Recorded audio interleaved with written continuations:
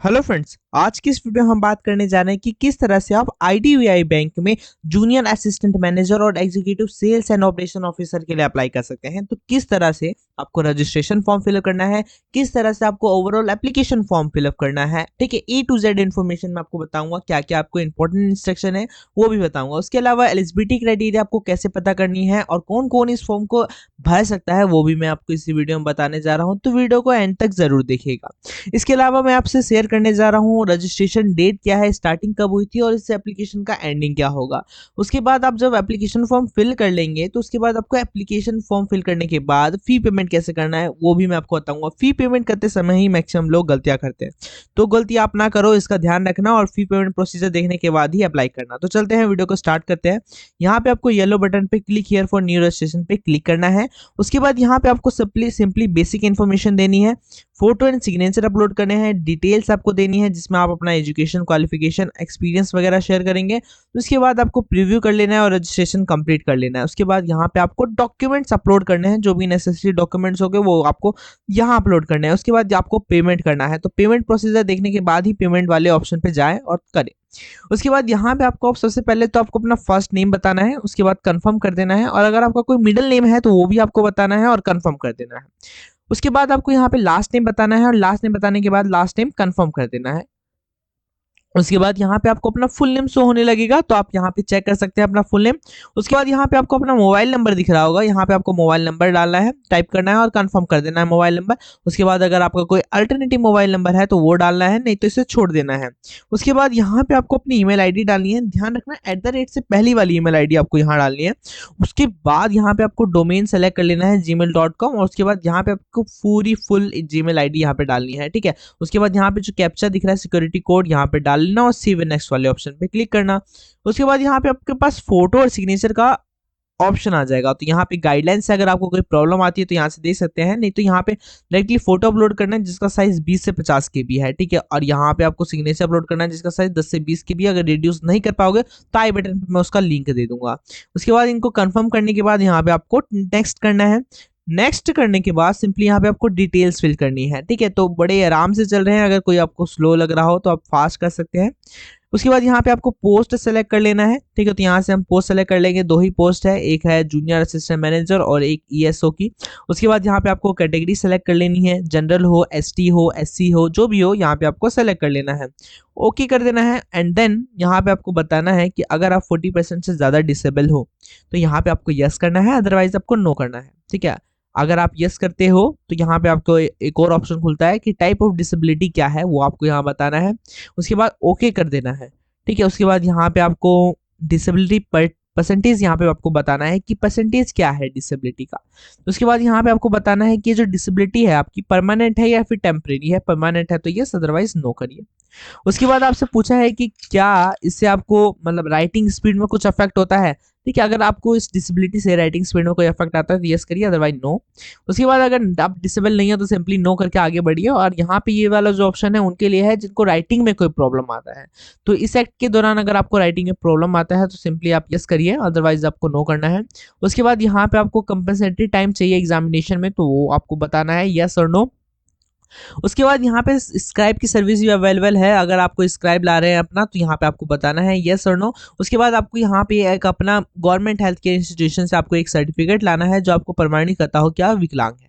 उसके बाद इस पर क्लिक कर देना है। उसके बाद अगर आप डिसेबल नहीं है तो सिंपली नो करके फिर आगे बढ़ेंगे। उसके बाद ये जो है स्क्राइब की डिटेल्स है, जहाँ पे आप स्क्राइब जो भी आप लाएंगे उसके ID card no ID card number होगा वो आपको सेलेक्ट करना है, ठीक है। नहीं तो ये ऑप्शन आपके लिए नहीं है, आपको छोड़ देना है अगर आप ऊपर वाले ऑप्शन को क्लिक नहीं करते हैं, नो करते हैं तो। उसके बाद अगर 1984 में जो रोइट्स हुआ था उसमें जो फैमिली मतलब जो मरे थे, अगर उनके आप फैमिली मेंबर्स हैं या फिर चाइल्ड हैं तो यहाँ पे आप यस कर सकते हैं, अदरवाइज आप नो कर सकिए, ठीक है। और अगर यहाँ पे मैं नो करता हूँ, ठीक है, तो यहाँ पे आपको रिलीजन बताना है। सबसे पहले तो यहाँ पे आप जो भी रिलीजन से हैं उसको आपको सेलेक्ट कर लेना है। उसके बाद माइनॉरिटी कम्युनिटी से बताना है, अगर आप माइनॉरिटी कम्युनिटी से हैं तो आपको यस करना है, अदरवाइज नो करना है। तो उसके बाद अगर आप एक्स सर्विसमैन हैं तो आपको यस करना है और नहीं तो नो करना है। अगर आप यस करते हैं तो आपको बताना पड़ेगा कि आपने जो एक्स सर्विसमैन का जो बेनिफिट है वो आपने उठा लिया है या फिर नहीं उठाया है। अगर नहीं उठाया है तो यस करिए, अगर उठा लिया है तो नो करिए, ठीक है। उसके बाद यहाँ पे पीरियड ऑफ सर्विस बताना है, ठीक है। और सिंपली अगर आप नेक्स्ट सर्विसमैन नहीं है तो नो करना है। डोमिसाइल सेलेक्ट कर लेना है कि किस डोमिसाइल कौन सा डिस्ट्रिक्ट है वो यहाँ से सेलेक्ट कर लेना है, मतलब टाइप करना है यहाँ पे, और यहाँ से स्टेट और डोमिसाइल सेलेक्ट कर लेना है और यहाँ से नेशनलिटी सेलेक्ट कर लेना है। उसके बाद यहाँ पे आपसे पूछा गया है कि क्या आप मतलब character, incident, normal, turpitude etcetera is also मतलब रिजेक्ट हुए हैं कहीं पे, या फिर कोई केसेस वगैरह तो नहीं है आपके पास, या कोई प्रोसेस तो नहीं हो रहा है, तो वो आपको बता देना है। ठीक है। तो उसके बाद यहाँ पे पूछा गया है कि क्या आपको मतलब आप जो रिलीज सेंटर है एग्जामिनेशन का वो कहाँ होना चाहिए। यहाँ पे दिल्ली एनसीआर चूज करते हैं, फिर यहाँ पे सेंटर ऑफ एग्जामिनेशन आपको बताना है, वो भी दिल्ली एंड एनसीआर मैंने चूज किया है। जोन फॉर पोस्टिंग वो भी मैं दिल्ली ही चूज कर रहा हूँ। ठीक है। तो यहाँ पे आप कोई और सा ऑप्शन भी चूज कर सकते हैं।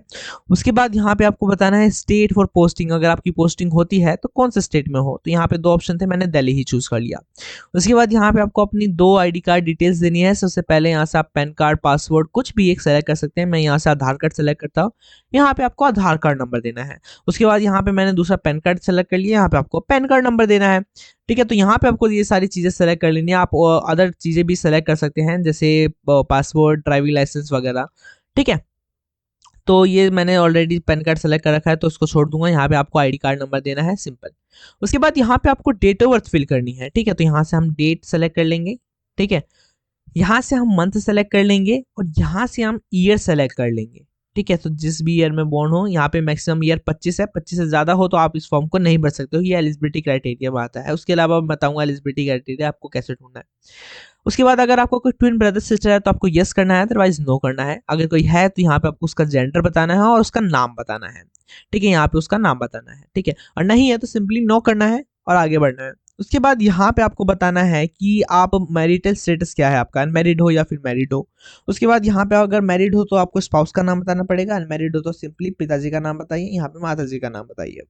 उसके बाद यहाँ पे आपको अपना कोरोस्पोंडेंस एड्रेस, यहाँ पे जहाँ पे आप अभी रह रहे हो, टेम्परेरी रह रहे हो, उसका एड्रेस देना है। यहाँ पे 3 लाइनें हैं, 35 कैरेक्टर है मैक्सिमम, आप डाल सकते हैं। उसके बाद यहाँ पे डिस्ट्रिक्ट टाइप करना है और यहाँ से स्टेट सेलेक्ट कर लेना है। उसके बाद यहाँ पे आपको पिन कोड लिखना है। ठीक है। उसके बाद यहाँ पे आपको क्या करना है, अगर आपका परमानेंट और कोरोस्पोंडेंस दोनों सेम है तो उस पर क्लिक कर देना है। उसके बाद यहाँ पे आपको अगर डिफरेंट है तो सिंपली इसको दोबारा आपको फिल करना है और यहाँ पे जीएसटी इन्वॉइसिंग के लिए एक एड्रेस सेलेक्ट कर लेना है। डिफरेंट हो तो, नहीं तो परमानेंट एड्रेस सेलेक्ट कर लेना। उसके बाद अमाउंट है 1000 रुपये, आपको पे करना है, वैलिडेट करना है, डिटेल्स को ओके कर देना है। उसके बाद यहाँ पे आपको सेव एंड नेक्स्ट वाले ऑप्शन पे क्लिक करना है। नो थैंक्स पे क्लिक कर देंगे। यहाँ पे आपको अपनी एजुकेशन डिटेल्स वगैरह भी देनी है, ध्यान रखिएगा। तो यहाँ पे ग्रेजुएशन मांगी गई है तो यहाँ पे आपको ग्रेजुएशन की डिटेल्स देनी है, जैसे नेम ऑफ कॉलेज, यूनिवर्सिटी का नेम, डिग्री में सब्जेक्ट कौन सा था आपके पास वो यहाँ से सेलेक्ट कर लेना है। ठीक है। तो मैं यहाँ से बीकॉम सेलेक्ट कर ले रहा हूँ। उसके बाद डेट ऑफ पासिंग, किस ईयर में और किस मतलब पास हुए डेट बताना है आपको। तो यहाँ से डेट, मंथ और ईयर यहाँ से सेलेक्ट कर सकते हैं। ठीक है। मैंने कर लिया। एक रैंडम मैंने सेलेक्ट किया है, आपको एग्जैक्टली सेम सेलेक्ट करना है। उसके बाद परसेंटेज ऑफ मार्क्स बताना है और यहाँ पे किस ग्रेड से आप पास हुए वो बताना है। उसके बाद यहाँ पे आपको बताना है कि फर्स्ट ईयर के फर्स्ट सेमेस्टर में आपके कितने मार्क्स आए और टोटल मार्क्स कितने थे वो बताना है। उसके बाद सेकंड सेमेस्टर में यहाँ पे मैं टाइप कर लेता हूँ। ठीक है। सेकंड सेमेस्टर में कितने मार्क्स आए और टोटल मार्क्स क्या थे। ठीक है। ये ऐसा ही आपको सारे में फिल करना है। ठीक है। तो अगर मैं फिल करूंगा तो ज़्यादा टाइम हो जाएगा, तो सिंपली आपको पता होना चाहिए। ठीक है। ये इतना तो पता होगा कि आपको 6 सेमेस्टर होंगे तो 6 आपको फिल करना है। अगर बीटेक किए होगे तो आपके पास 8 सेमेस्टर भी होंगे। ठीक है। तो सिंपली यहाँ पे आपके टोटल परसेंटेज आ जाएंगे। परसेंटेज 60 से ऊपर होना चाहिए, ये भी एलिजिबिलिटी क्राइटेरिया में आता है। अगर आपने पोस्ट ग्रेजुएशन वगैरह कर रखी है, प्रोफेशनल क्वालिफिकेशन है, तो उसकी डिटेल्स भी आप यहाँ पे दे सकते हैं, अदरवाइज इनको छोड़ सकते हैं। उसके बाद यहाँ पे आपसे पूछा गया है कि वैसे आप बैंकिंग में जा रहे हो तो आपके पास कंप्यूटर की नॉलेज होनी ही चाहिए। तो यहाँ पे आपको यस ही करना है, नहीं तो एलिजिबिलिटी क्राइटेरिया में आप फुलफिल नहीं कर पाओगे। उसके बाद यहाँ पे बताना है क्या क्या आता है आपको, या उसके बाद यहाँ पे एक्सपीरियंस शेयर करना है। ठीक है। अगर आपने कोई इंटर्नशिप कर रखी है, कहीं जॉब कर रखे है, तो वो आपको बताना है। नेम ऑफ एम्प्लॉय का नाम, डेजिग्नेशन, क्या पोस्ट थी, और प्रेजेंटली वर्किंग हो या फिर नहीं हो वो बताना है, और आपका टाइम पीरियड बताना है कि कौन से टाइम पीरियड से आपने कब तक आपने काम किया। उसके बाद नेचर ऑफ ड्यूटीज क्या थी वो आपको बताना है, रीजन क्या था छोड़ने का वो आपको बताना है। ठीक है। ये सारी डिटेल्स आपको फिल करने के बाद सिंपली आगे बढ़ना है। उसके बाद जो भी लैंग्वेज आती है आपको उसको सिंपली टाइप कर देना है। अगर रीड आता है तो रीड, राइट आता है तो राइट, स्पीक आता है तो स्पीक, तीनों आता है तो तीनों पर क्लिक करिए, और कोई लैंग्वेज आता है तो वो भी सेलेक्ट करिए, वैलिडेट करिए, ओके करिए, and then save and next वाले ऑप्शन पे क्लिक करिए। यहाँ पे आपका रजिस्ट्रेशन लगभग कंप्लीट हो जाता है। ये फाइनल सबमिट होता है, जहाँ पे आपको आई एग्री करना होता है। अगर आपको कोई डाउट वगैरह है, अगर आप एप्लीकेशन पढ़ने के बाद आपको लगता है कोई चीज़ गलत होगी तो बैक कर सकते हैं सिंपली, नहीं तो आपको सिंपली कंप्लीट रजिस्ट्रेशन वाले ऑप्शन पे क्लिक करना है ओके कर देना है, ठीक है। और जो भी इन्फॉर्मेशन दी है बिल्कुल सही है और इसको कंफर्म कर देना है। ये हो जाने के बाद यहाँ पे आपको अब लेफ्ट थंब इम्प्रेशन अपलोड करना है जिसका साइज 20 से 50 के बी, और यहाँ पे हैंड रिटन डिक्लेरेशन अपलोड करना है जिसका साइज 50 से 100 के बी है। यहाँ पे आपको सिक्योरिटी कोड है वो डाल देना है। हैंड रिटन डिक्लेरेशन में देखो मैंने यहाँ पे अपलोड कर दिया है। आपको हैंड रिटन डिक्लेरेशन में क्या अपलोड करना है, ये पीडीएफ मैं आपको डिस्क्रिप्शन में प्रोवाइड करा दूंगा। जब इस पीडीएफ के आप 12 नंबर पेज पे आएंगे, यहाँ पे आपको दिख रहा होगा मैं 12 नंबर पेज पे हूँ, टोटल 42 पेज है। तो यहाँ पे आपको ये लाइन दिख रही होगी डिक्लेरेशन के लिए, तो यही आपको लिखना है। यहाँ पे आपको अपना नाम लिख के और इसको फोटो खींच के इसका साइज जो होगा 50 से 100 के बी होगा, आपको अपलोड कर देना है। सेव एंड नेक्स्ट वाले ऑप्शन पे क्लिक करना है, ओके कर देना है। देन फाइनल आपको पेमेंट करनी है, ठीक है। तो यहाँ पे आपको पेमेंट अमाउंट 1000 रुपीज़ है, कोई छूट वगैरह नहीं है। तो सिंपली आपको यहाँ करना है, सिक्योरिटी कोड डालना है और ठीक है, उसके बाद सबमिट कर देना है, कंफर्म करना है, ठीक है। पेमेंट अभी नहीं हुई है, अब आप पेमेंट वाले प्रोसीजर पे अब आप जाओगे। यहाँ पे आपने कंफर्म किया है कि आप देने को तैयार हो 500 रुपये, 1000 रुपये। उसके बाद यहाँ पे आपके पास कई सारे ऑप्शन हो जाते हैं। क्रेडिट कार्ड है, डेबिट कार्ड है, अदर डेबिट कार्ड्स है, इंटरनेट बैंकिंग है, वॉलेट कैश है, क्यूआर है, यूपीआई है। आप जिससे चाहो पेमेंट कर सकते हो, ठीक है। मैं डेबिट कार्ड यूज कर रहा हूँ, आप डेबिट कार्ड यूज कर सकते हैं, ठीक है। उसके बाद यहाँ पे कार्ड नंबर देना है, यहाँ से एक्सपायरी मंथ सेलेक्ट करना है, यहाँ से ईयर सेलेक्ट करना है। उसके बाद आपको सीवीवी दे देना है, सीवीवी नंबर बता देना है। उसके बाद जिसका कार्ड यूज कर रहे हो उसका नाम बताना है, अपना कार्ड कर रहे हो तो अपना नाम बताना है। उसके बाद मेक पेमेंट वाले ऑप्शन पे क्लिक कर देना है। फिर आपको एक ओटीपी जाएगा कि आपके बैंक से 1000 रुपये कट रहा है, तो आपको ओटीपी देना पड़ेगा। ओटीपी देने के बाद आपका सिंपली फाइनल पेमेंट हो जाएगा। फाइनल पेमेंट होने के बाद आपको एप्लीकेशन फॉर्म को डाउनलोड करके सेव कर लेना है।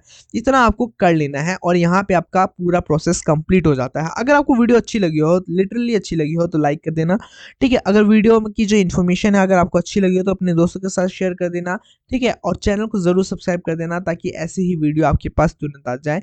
जब भी कोई भी ऐसे बैंक के फॉर्म निकले या कोई भी गवर्नमेंट एग्जाम्स के फॉर्म निकले तो आपके पास पहुंच जाए, ताकि आप मिस ना करें, ठीक है। तो मिलते हैं ऐसी नेक्स्ट वीडियो में अमेजिंग एग्जाम के साथ, एग्जाम नोटिफिकेशन के साथ। हरे कृष्णा।